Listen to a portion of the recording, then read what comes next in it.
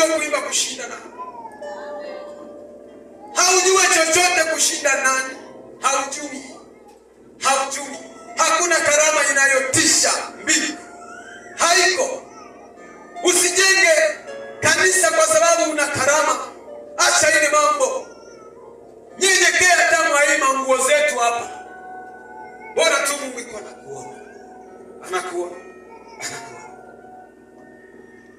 Bwana asifiwe. Ulimwengu wa sasa unatisha. Multiplication des églises.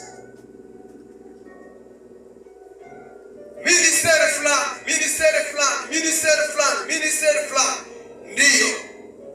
Ndiyo.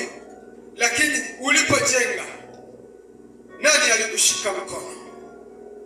Ulipokusanya vifaa vya kujenga, nani alikwambia mimi nakubali nijenge? Je, haujengi kwa sababu una pesa zako kweli? Je, utasimama useme kama Daudi, mimi ni nani Bwana anikubali na mimi nijenge? Je, utasema hivi nilivyo nayo ninatoka kwa Bwana, sio nguvu yangu? Utasema ni huduma yangu inapendwa, ndio maana nimesapotiwa na watu. Joani, mimi ninawaambia watu wa Mungu, huduma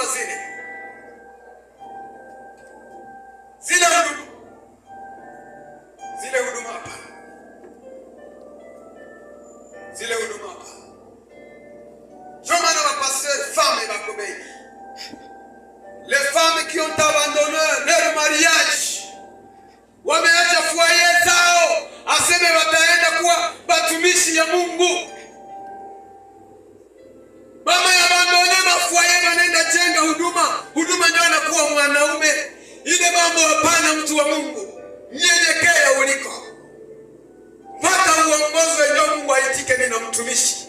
Paka uongozo ndio Mungu aitike hapa nina mwimbaji. Paka uongozwe ndio Mungu aitike nina nabii. Kama hapana, Mungu hana wewe. Hauko. Hakuna cha Mungu kisichokuwa na valide ya Mungu. Mungu ni mwenye mamlaka, ana muhuri. Paka aseme nimekukubali. Kama Mungu hajakukubali, nyamaza, acha wengine watumike.